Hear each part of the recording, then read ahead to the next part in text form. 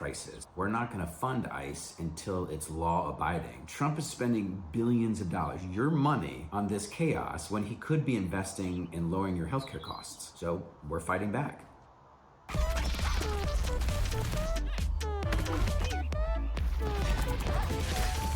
These Muslim women coming in here have to cover their faces because in their society they don't have rights. So if you don't want to have babies, we'll bring Muslims in here and they'll have babies.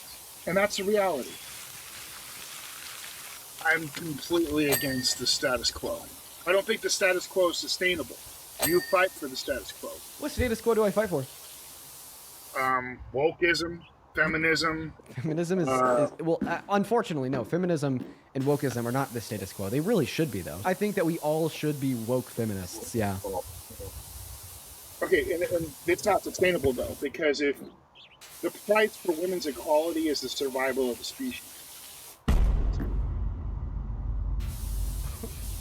That was some Nazi I'm gonna be honest.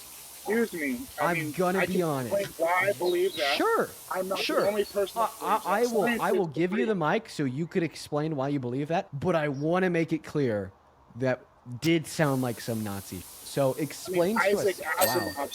Just explain to us all why you think that equality, the price for equality for women is the survival of the species. Survival. Okay, here we go. So anywhere in the world you look where there's a high women's equality in a society, the birth rate's really low. If you give women equality, they don't want to have kids. They want to compete in the economy. They're not trying to be wives and mothers. They want to compete. And that's all. Anywhere in the world where there's low women's equality, the birth rate's really high. Wow. So if we know that to be true, and just thinking about it, you know that what I'm saying is true. No, I actually know that it's false, but I'll get onto that later. Okay, sure, it's false. I'm just. Sure. Can I explain why it's false? It's really easy. Sure. Like this is gonna be like super duper easy to explain. I feel like this is a textbook example of the correlation causation fallacy. So you're right. Those two variables do correlate. More equality for women, more egalitarianism, that's what it's called, more egalitarianism and lower birth rates. We do see a correlation between countries being more egalitarian and having lower birth rates.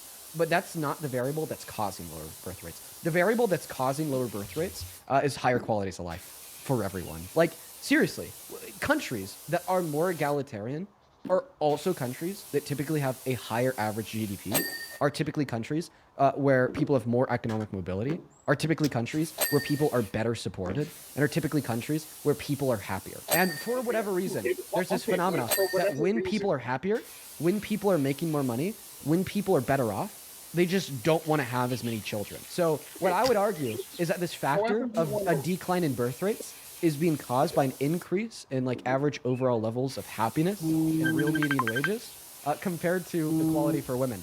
And I could actually rule that as a factor out of the equation because basically the underlying hypothesis in which pins your position would be that if you have access to the workforce, then you're less likely to want to have children. Yet at the same time, you're assuming that if men have access to the workforce, they'll be more likely to have children, or how would that work? How about this? Are you saying that we should be communist? Should we be a communist country where no one works so everyone's more likely to have kids, including men? For millennia, for the beginning of time, women have had a place in our society. We have changed that place, and the birth rate's fallen. I'm talking about causation. Now, whatever little twist or spin you want to put on the possibility of why that's happening, you can. I'm saying causation. Whenever you give women rights, equal rights, the birth rate goes down. I can prove that. You can see it. It's a statistic. Now, whatever spin or whatever nuance you want to add to that, it doesn't change the causation and the fact of what the statistics say. So are you basically saying that it's okay to do? Are you basically saying that it's okay to do anything to increase birth rates? What I'm saying is. Then why is it okay to infringe on women's rights to increase birth rates? Wait, I'm just gonna I've already disputed this underlying premise of this idea that taking rights away from women increases birth rates. But now I actually want to operate under that assumption to show you how terrible your logic is here. So here's the question. Okay, if you're not willing to do anything to increase birth rates, then why are you okay with infringing on women's rights to increase birth rates? Because even if it were true that giving women equality meant lower birth rates, Well, then I would still argue that women should have equality because I value individual rights over, right, coercive social pressures in order to increase birth rates. If women And all not being that is subjugated all that to is a position and role in society where they can't start a business, can't open a bank account, and have to be totally reliant on men for individual flourishment and generation of an income to increase birth rates, well, then I would absolutely be okay with declining birth rates if it meant that women were free, okay? And then maybe we should then explore a second order solution because I am unwilling to negotiate and or cooperate to a solution to birth rates that would include infringing on one's personal liberties and freedoms. So maybe that second order conclusion, something else that we could do to increase birth rates is to get less men to be like you.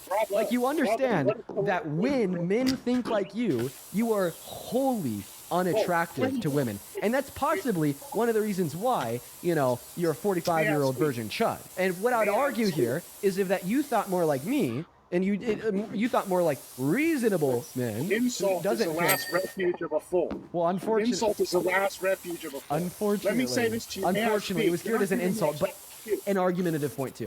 I've been trying to speak this whole time. I don't really feel like you've let me, but whatever. You're not really making a point. Well, I was. You know what I say is true. See, in the society that allows wokeism in this mutated form of acceptance and policy in society, yeah, you have taken the most politically correct stance you could.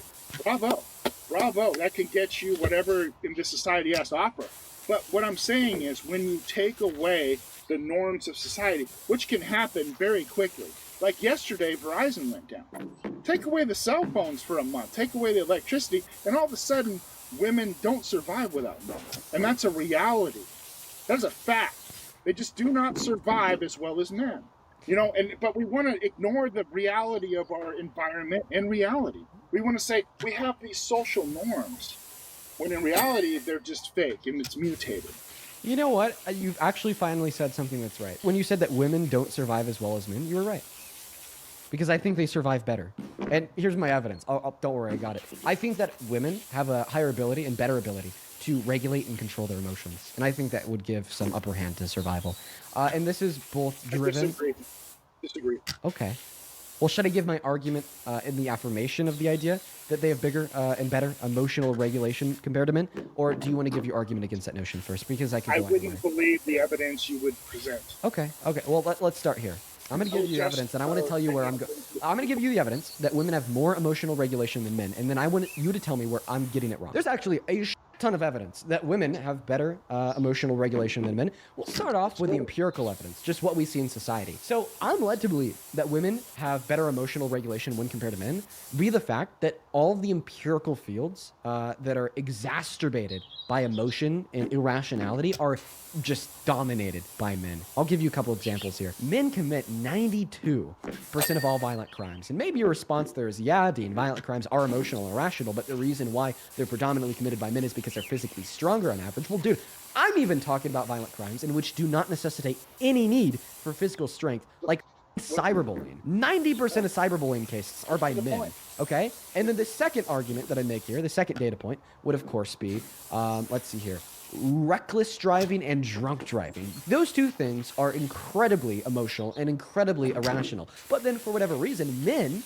are significantly more likely to recklessly drive and drunk drive compared to women, even when we account for the fact that more men drive than women. A third fact that demonstrates that men are more emotional than women is the fact that 72% of all self-unalivings, if you're picking up on what I'm putting down here, are committed by men, which is just completely contrary to what should be expected, because what should be expected is that the individuals who hold less societal power, less money, less wealth, and less resources should be more likely to self-unalive.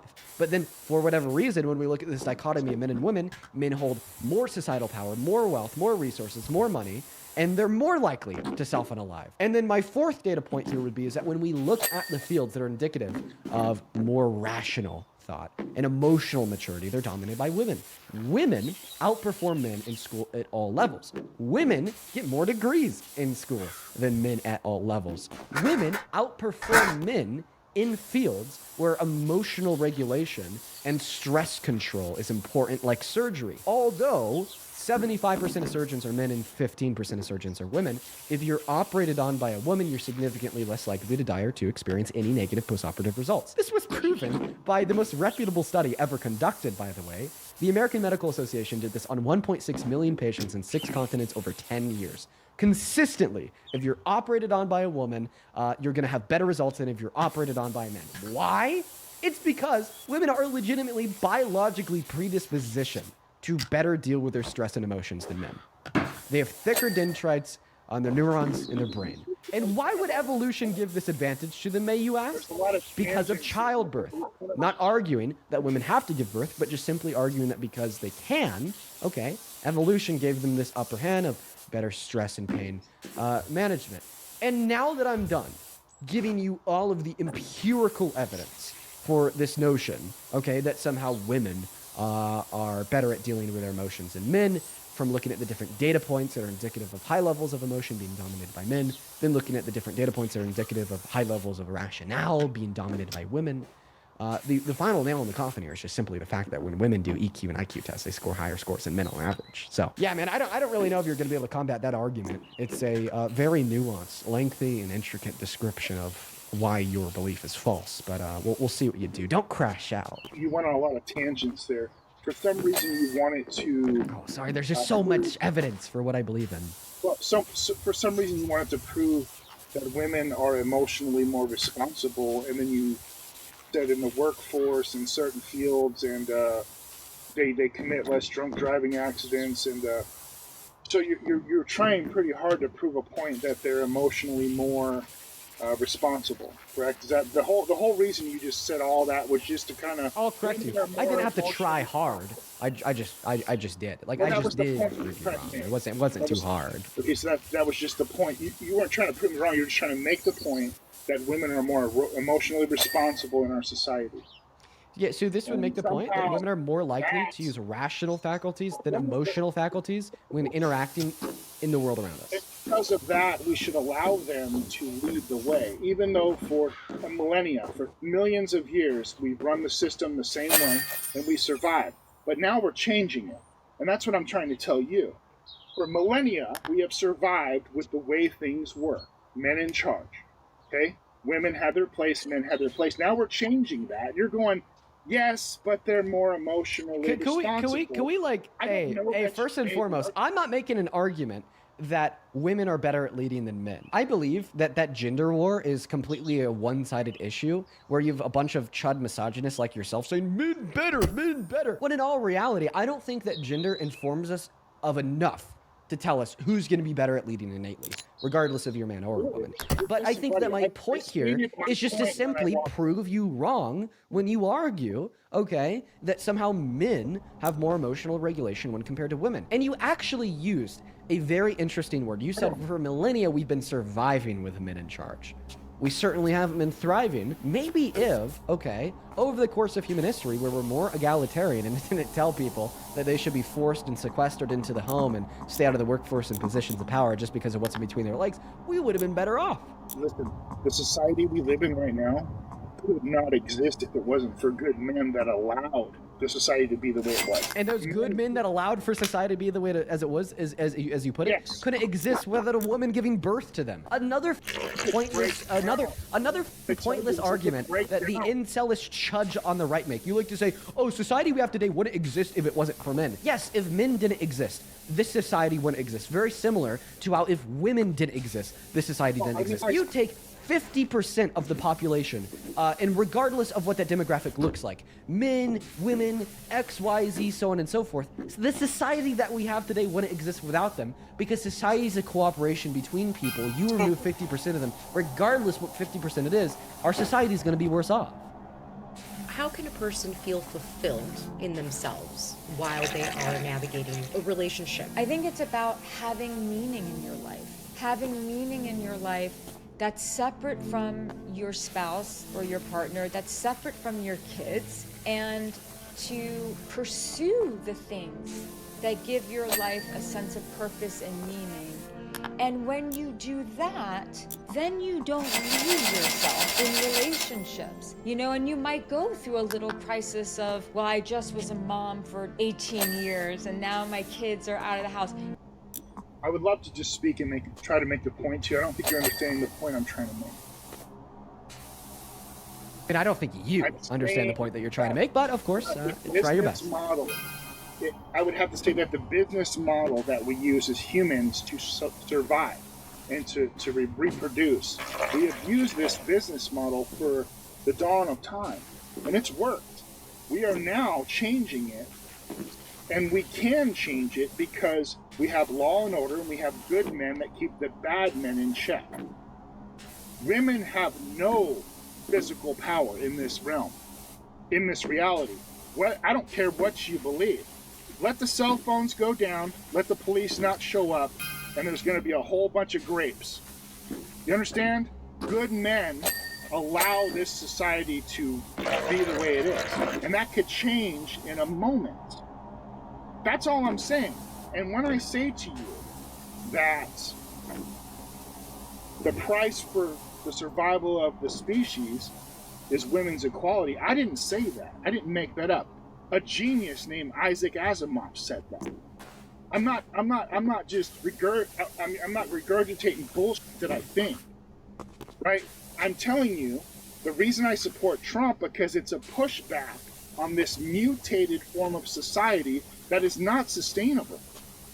The divorce rate is almost 100%. We have all these single kids and they all have cell phones. They don't work. They're playing video games. It's not sustainable.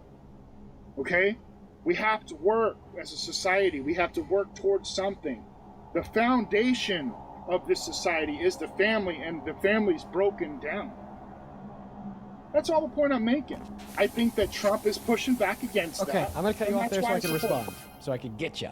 Okay, so first and foremost, we understand that your divorce rate is 100%, but society's divorce rate is not 100%. In fact, it's actually down over the last 10 years. Fun fact. Now to move on, you made this very long argument about how you think that good men keep the bad men in check and women would hold no power whatsoever. Okay, so if you reduce it down to a biological level of physical strength, it is a fact that men are physically stronger on average when compared to women. It's also a fact that merely being physically stronger on average when compared to another person doesn't give you the upper hand. I'll give you an example of gorillas and humans. The humans were able to dominate the gorillas, the lions, and the apes, even though gorillas, lions, and the apes all have an upper hand and advantage as it would relate to physical strength. So if your argument is because men are physically stronger than women on average, therefore men are the leaders, well, I want you to go bow down to a goddamn lion and say the lion should be the one running the country, the world, so on and so forth, because humans hold no powers, when faced with lions. But that's when we introduce this idea of the fact that there's not just one way of power, very similar to your one way of thinking, rooted within your one brain cell. And in fact, there's many forms of power. Okay, there's many forms of force. You're not even talking to my point. I am. My point is, you said that if it wasn't for good men, women would have no power. No, if it wasn't for good men, we would not have a mutated society that allows for the change to our species. That sentence doesn't make sense. Try to find a way to say it again. Yeah, I don't even know how to do it. It was just gibberish. For millennia, our society has ran a certain way. Okay? We have got to this society now where we allow social norms like feminism or wokeism. That's not a normal thing. Can I tell you who else made the same argument? In society. I'm going to tell you who else made this same argument. Are you ready? The Confederates! The Confederates made the same argument. For millennia, okay, our society has operated in such a way that identified a demographic of people as the less than, and then enslaved them for free labor. For millennia, this fact was practiced throughout society, after society, after society, after society. We could look back all the way into the first society, ancient Mesopotamia, and see a class of people that was deemed as less than, exploited for free labor or sacrifice. So because every society on the face of planet Earth has always enslaved and treated one group of people as less than, therefore we should continue to do it in the future. And in fact, the woke, the Northeast way of thinking, because it wants to change the social custom well, all of a sudden we have to expel them. We have to leave the union. We have to form our own country to defeat the wokeism. But my point here is that your argument, in fact, is rooted in the nature of what we call an appeal to tradition fallacy. You cannot appeal to a tradition as an evident standard of obvious truth to then justify the way that we should act in the future. Why? Because tradition is not infallible. Why? Because tradition is not always right. In fact, you used a phrase earlier that I want to pull on now. You said business model. If you knew anything about a good business owner, then you would know that their business model changes and updates, okay, when we now have access to new information surrounding in which would make it better. It is a fact that feminism makes society better by instilling and guaranteeing the personal rights, freedoms, and liberties in which are deserved by all in reference to women, because men like you think otherwise. It is a fact that egalitarianism, okay, leads to a higher level of flourishment and eudaimonia for everyone. And in fact, I bet you're a Christian, because if you are, well, then you wouldn't be able to deny this, because guess what, my friend? There's no race or gender in heaven. The one plane of existence you, as a likely Christian, think is perfect, okay?